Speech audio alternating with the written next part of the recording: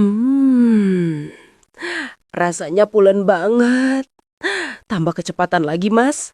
Ayo, saya sedikit lagi sampai. Sebelum lanjut ke dalam ceritanya, seperti biasa, absen dulu di komentar ya.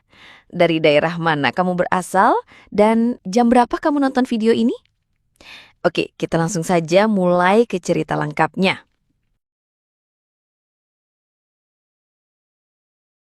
Laila, seorang wanita berusia 35 tahun, sudah menjanda selama 10 tahun.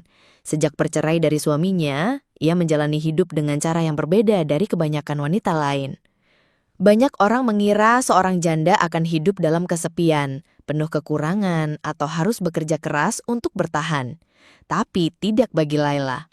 Ia justru menjadikan status janda sebagai keuntungan. Sejak awal, Laila tahu betul bahwa kecantikan dan kemandiriannya bisa menjadi senjata. Ia pandai merawat diri, pandai menjaga penampilan, dan tahu bagaimana menarik perhatian. Tidak sedikit pria kaya yang tergoda olehnya. Dari situ, Laila membangun cara hidup yang ia anggap jauh lebih mudah, memanfaatkan kelemahan para pria hidung belang. Laila tidak pernah merasa bersalah. Baginya, semua yang ia lakukan hanyalah strategi untuk bertahan. Kalau ada jalan pintas untuk hidup nyaman, kenapa harus susah payah bekerja? Begitu pikirnya. Ia paham benar bagaimana menebar senyum, menata kata, hingga membuat seorang pria merasa istimewa. Padahal di balik itu semua, ia hanya menghitung keuntungan yang bisa diperoleh. Laila, kamu ini selalu terlihat tenang ya, padahal hidup sendirian, kata seorang tetangganya suatu sore. Laila hanya tersenyum tipis. Sendiri bukan berarti kesepian, kadang justru lebih bebas. Tidak ada yang mengatur, tidak ada yang melarang. Tetangganya hanya mengangguk, tidak berani bertanya lebih jauh. Mereka tahu, Laila bukan wanita biasa. Dalam 10 tahun terakhir, Laila sudah dekat dengan banyak pria berpengaruh. Ada seorang pejabat daerah yang sempat memberinya sebuah mobil.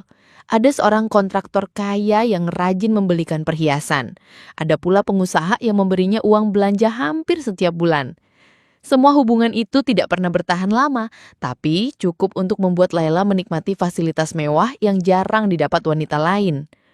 Dari hubungan-hubungan singkat itu, Laila belajar satu hal penting. Cinta hanyalah alat. Ia tidak mencari kasih sayang, ia hanya mencari kenyamanan hidup. Rumah besar, tas bermerek, liburan, dan uang yang selalu tersedia, itulah yang membuatnya merasa aman. Suatu malam, Laila pernah berbicara pada dirinya sendiri di depan cermin. Aku tidak butuh janji manis. Aku tidak butuh setia. Yang kubutuhkan hanya kepastian bahwa hidupku tidak kekurangan. Kalimat itu menjadi prinsip yang selalu ia pegang. Meski sering berpindah dari satu pria ke pria lain, Laila tetap punya cara menjaga rahasia. Ia tidak pernah membawa pria ke rumahnya. Ia tidak pernah terlalu menonjolkan diri di depan orang-orang sekitar. Semuanya ia lakukan dengan perhitungan. Karena itulah sampai sekarang tidak banyak yang tahu detail kehidupannya. Ada saat-saatnya ketika Laila berpura-pura menunjukkan kelembutan. Ia bisa menangis di depan pria hanya untuk mendapatkan simpati.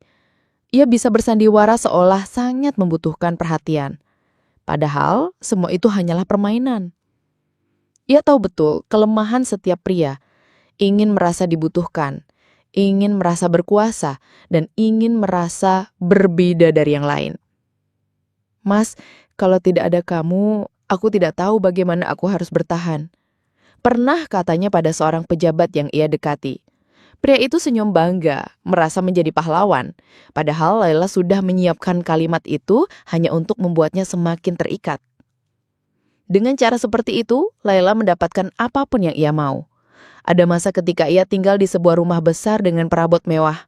Ada masa ketika ia bisa berpergian keluar kota hanya untuk berbelanja. Semua itu ia nikmati tanpa harus bekerja keras. Namun di balik semua pencapaiannya, Laila juga sadar, semua hubungan yang ia jalani bersifat sementara, tidak ada abadi. Karena itu ia selalu bersiap untuk mencari mangsa baru setiap kali hubungan berakhir. Narasi hidupnya seakan sudah teratur.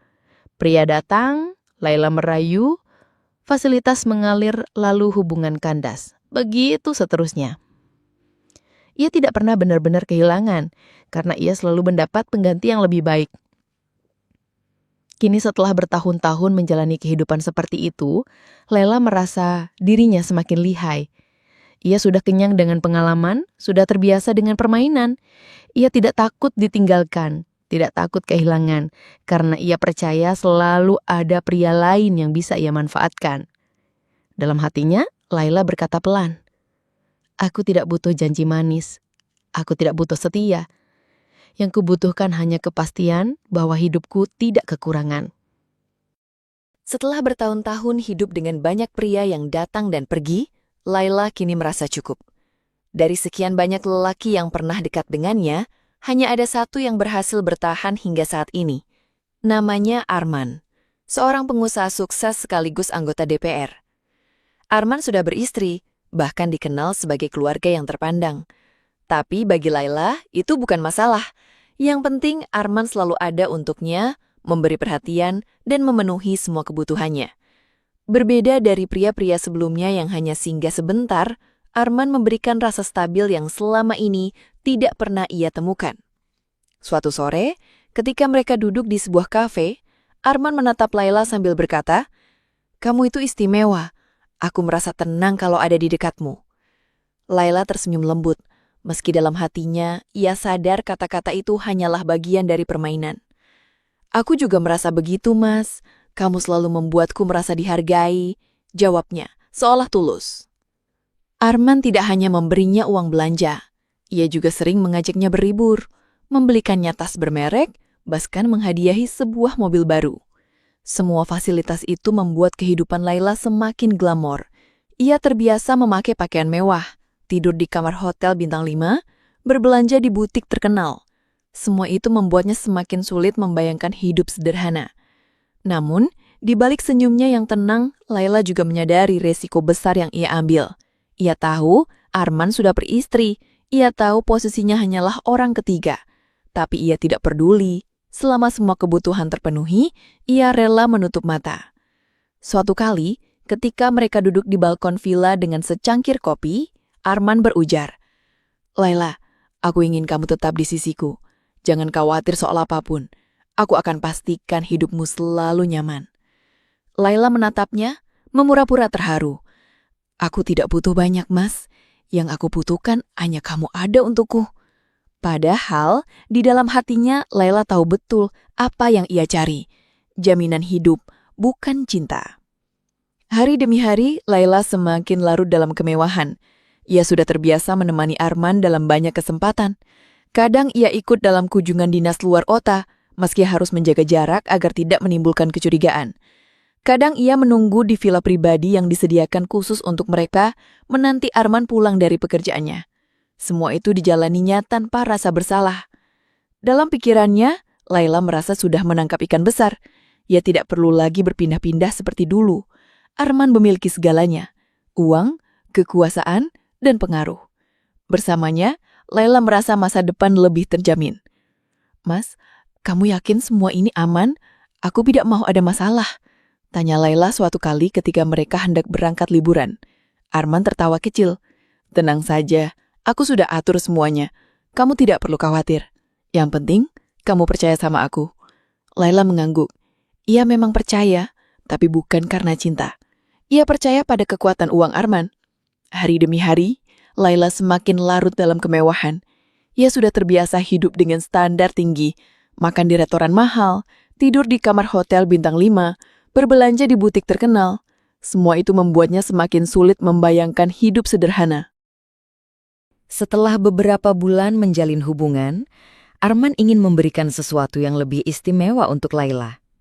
Ia mengajaknya berlibur ke Bali dengan alasan ada urusan pribadi yang tidak boleh diketahui istrinya. Bagi Laila, ajakan itu terasa seperti undangan menuju surga kecil. Sesampainya di Bali, Arman sudah menyiapkan sebuah villa mewah dengan pemandangan laut. Begitu tiba, Laila hanya bisa terdiam. Tak menyangka ia akan diperlakukan begitu istimewa. Semua fasilitas sudah tersedia, kamar luas, kolam renang pribadi, dan pelayanan kelas atas. "Mas, Ini terlalu mewah, kata Laila sambil menatap sekeliling. Arman tersenyum puas. Untukmu, semua harus istimewa. Anggap saja ini hadiah karena kamu selalu menemaniku. Laila tersenyum, menahan rasa puas yang memenuhi hatinya.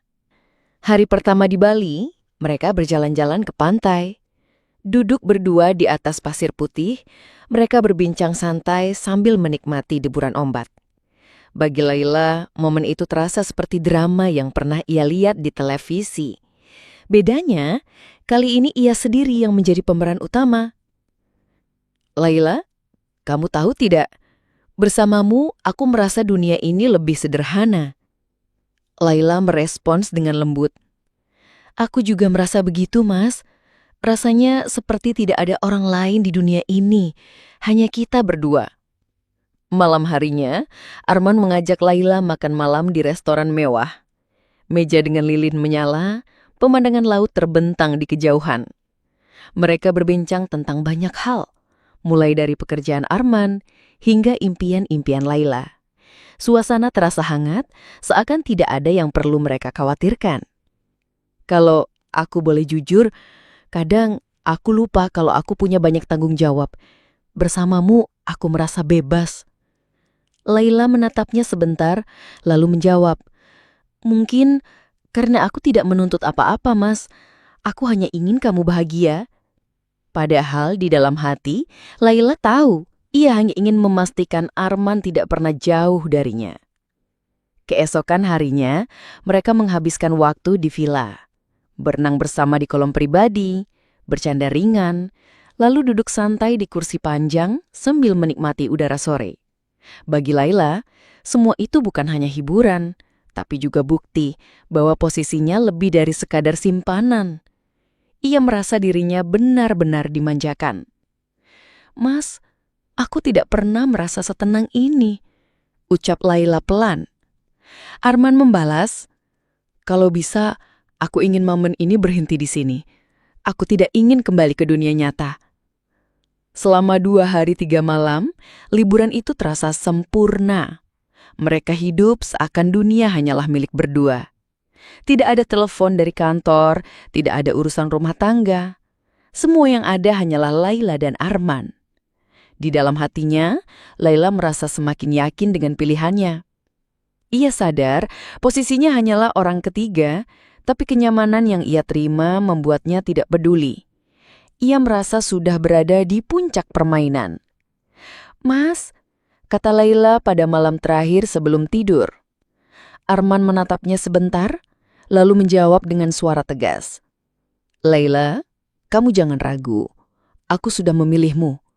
Aku akan selalu ada untukmu. Laila tersenyum. Ia tidak sepenuhnya percaya, tapi ia juga tidak peduli. Yang penting saat ini, ia benar-benar menikmati peran sebagai ratu yang dimanjakan. Bagi Laila, liburan ke Bali bukan hanya sebuah perjalanan. Itu adalah bukti bahwa dirinya lebih dari sekadar simpanan. Di balik senyumannya, tersembunyi kepuasan karena telah berhasil menguasai hati dan dompet seorang pria berkuasa. Setelah liburan ke Bali, hubungan Laila dan Arman semakin erat. Mereka semakin sering bertemu dan Arman tampak tidak segan melibatkan Laila dalam kehidupannya. Suatu hari, Arman mendapat jadwal perjalanan dinas ke luar negeri. Bagi banyak pejabat, itu hal biasa, tapi bagi Laila, kabar itu seperti kesempatan emas. Laila, aku ada agenda ke luar negeri minggu depan, ucap Arman saat mereka makan siang di sebuah restoran. Laila menatapnya penuh rasa ingin tahu. Oh, begitu. Lalu bagaimana denganku? Arman tersenyum. Tentu saja kamu ikut. Aku tidak mungkin meninggalkanmu terlalu lama. Mendengar itu, Laila merasa dadanya penuh kebanggaan. Tidak semua orang bisa mendapatkan perlakuan seperti ini.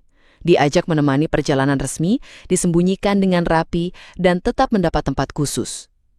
Sesampainya di luar negeri, Arman langsung mengikuti rangkaian agenda resmi bersama rombongan.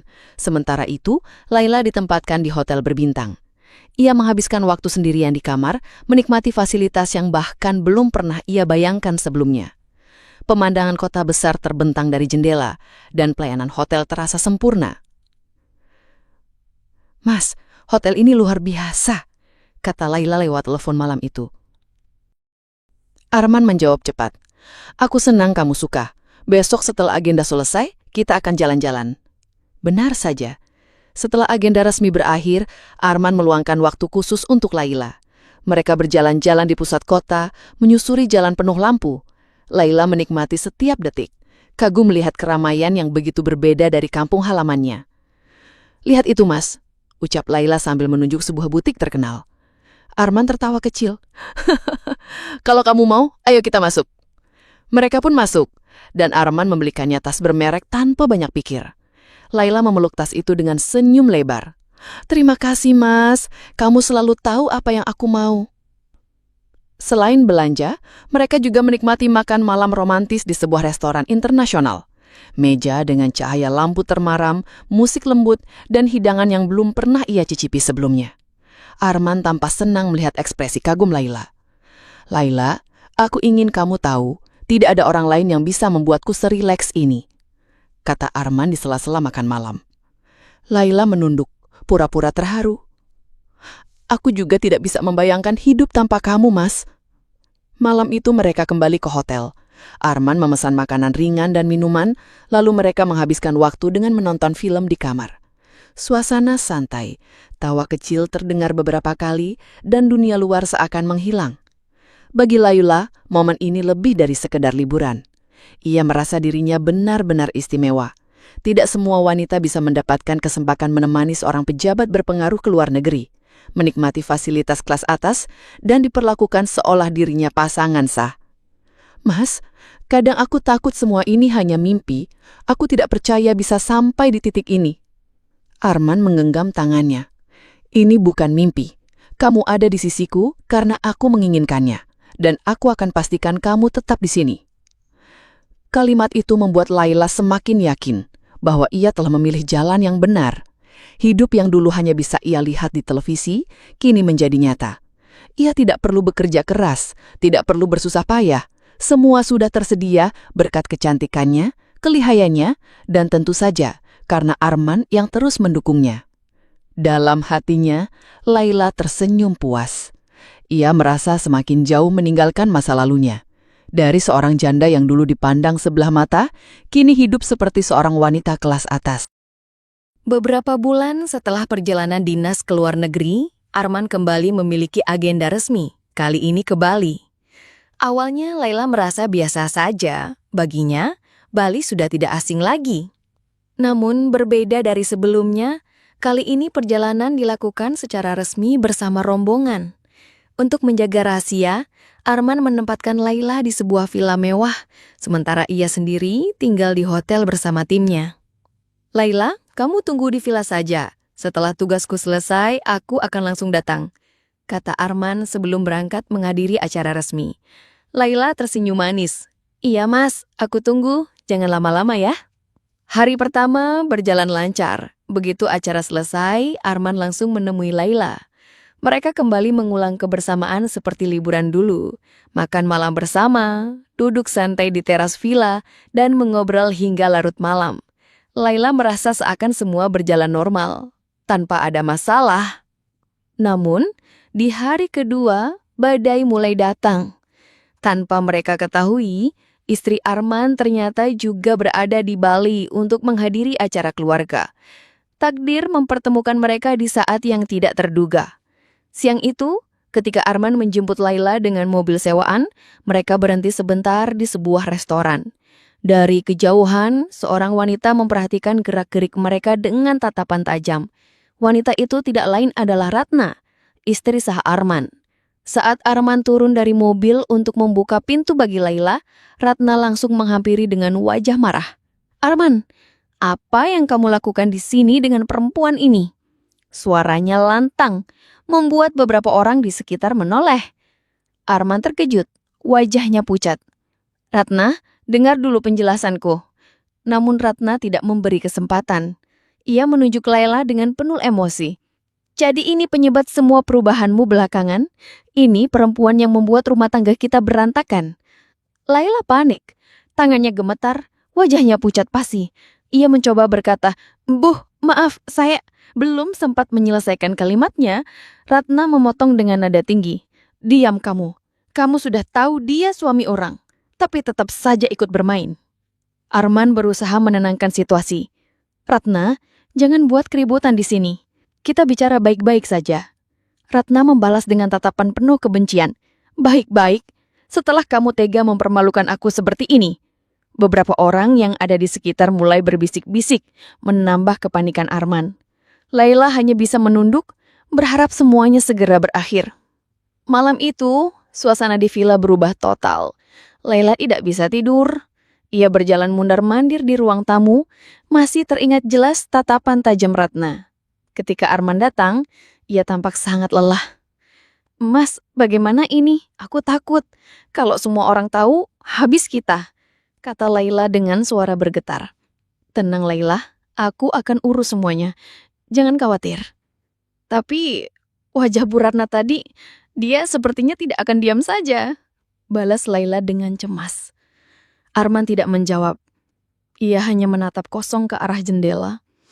Dalam hatinya, ia tahu apa yang Ratna lihat tadi akan menjadi masalah besar. Hari-hari berikutnya, suasana tidak lagi sama. Arman menjadi lebih pendiam, lebih hati-hati. Laila bisa merasakan ketegangan yang semakin besar. Semua yang dulu terasa indah, kini berubah menjadi bayangan ketakutan. Pertemuan tak terduga di Bali menjadi titik balik yang menghancurkan segalanya. Ratna, istri sah Arman, tidak tinggal diam. Sepulang dari Bali, ia langsung menghubungi pengacara untuk menggugat cerai. Bagi Ratna, pengkhianatan Arman adalah pukulan terbesar dalam hidupnya, dan ia tidak mau lagi mempertahankan rumah tangga yang sudah retak. Di rumah, suasana berubah drastis. Ratna menolak berbicara dengan Arman. Hanya kalimat singkat yang keluar dari mulutnya. "Aku sudah cukup, Arman. Tidak ada lagi alasan untuk kita bersama." Arman mencoba menenangkan. "Ratna, tolong beri aku kesempatan menjelaskan. Aku salah, aku mengakuinya. Tapi jangan buru-buru mengambil keputusan." Ratna menatapnya dingin. "Kesempatan apa lagi? Semua orang sudah tahu. Keluarga kita tahu. Kolega politikmu juga sudah mendengar. Kamu bukan hanya mempermalukan aku, tapi juga anak-anak kita." Arman terdiam. Kata-kata itu menusuk lebih dalam daripada teriakan di Bali. Ia sadar hubungannya dengan Ratna hampir mustahil diselamatkan. Sementara itu, kabar perselingkuhan mulai berembus di lingkaran politik. Beberapa kolega Arman menatapnya dengan sinis. Ada yang berbisik-bisik saat ia lewat. Ada pula yang terang-terangan menegurnya. "Man, hati-hati, berita tentangmu sudah sampai ke pusat. Jangan sampai ini menghancurkan karirmu," kata seorang sahabatnya di DPR. Arman hanya bisa menghela nafas. "Aku tahu, tapi aku sudah terlanjur." Laila, di sisi lain, merasakan tekanan yang semakin berat. Ia mulai kehilangan rasa nyaman yang dulu ia nikmati. Rumah besar, villa pribadi, dan hadiah mewah yang dulu membuatnya tersenyum, kini terasa hambar. Yang ada hanyalah rasa takut dan kegelisahan.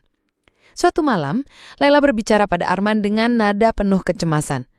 "Mas, apa kita bisa terus seperti ini? Aku takut semua akan semakin buruk." Arman menunduk, wajahnya muram. "Aku sedang berusaha, Laila, tapi aku tidak bisa mengendalikan semuanya. Ratna sudah menggugat cerai.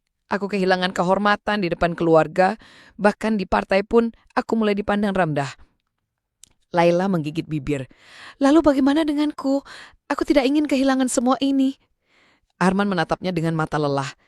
"Aku tidak bisa janji, Laila. Semua ini mungkin akan jatuh satu persatu."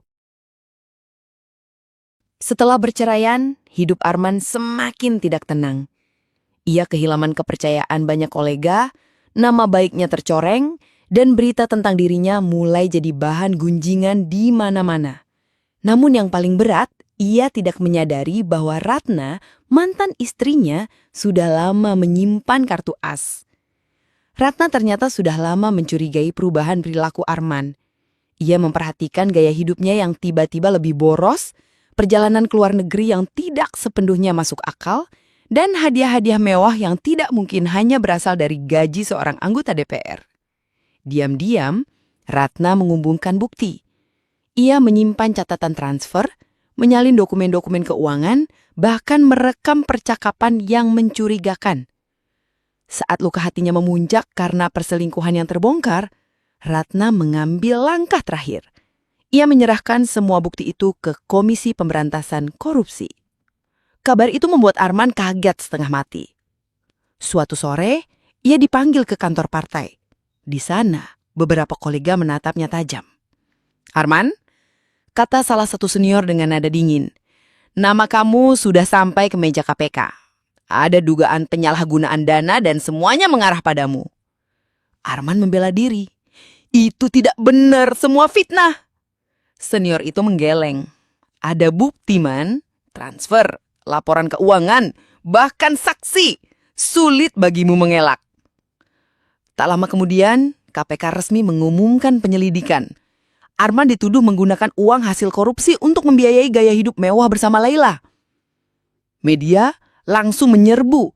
Nama Arman terpampang di televisi, di koran, bahkan di media sosial. Ia bukan hanya seorang politikus yang berselingkuh, tapi juga pejabat yang korupsi. Di sisi lain, Laila ikut terseret.